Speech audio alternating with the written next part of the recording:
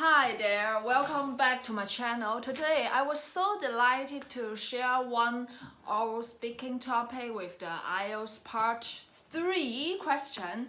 So the part 3 question would be like that we should talk about our neighbor and talk about my neighbor for 3 minutes. That's an enormous time we must spend on it. So I tried to challenge myself a bit to talk about my neighbors.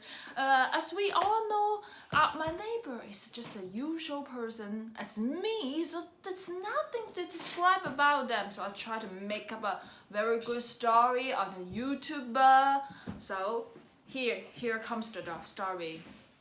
So I'm going to tell you a story about my neighbors. Generally speaking, my neighbor was a very genuine and warm-hearted person. There was a time when I'm very addicted to care my skin, and also my neighbor is a dermatologist. She recommended several products that I should choose to use as an anti-aging tool. It's a retinol product that she recommended to me because she gave me a very vivid lecture about how retinol can change my skin looking if I use as early as possible. She suggests that I can to make my skin well adapted to the retinol. I can use squeeze a pea size of the prescription retinol and use it as a sandwich way.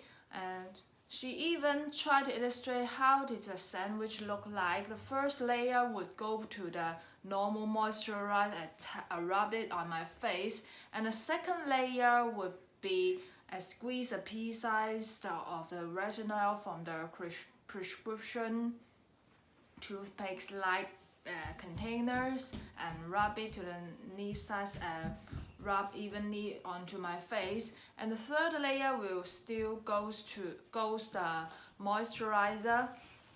So here's the sandwich recipe she recommended me to take, and I'm not going to tell a lie. I have persisted on this recipe for about 1 year, and I have got a noticeably difference on my skin. My skin goes smoother with this retinol without any side effects it may cause.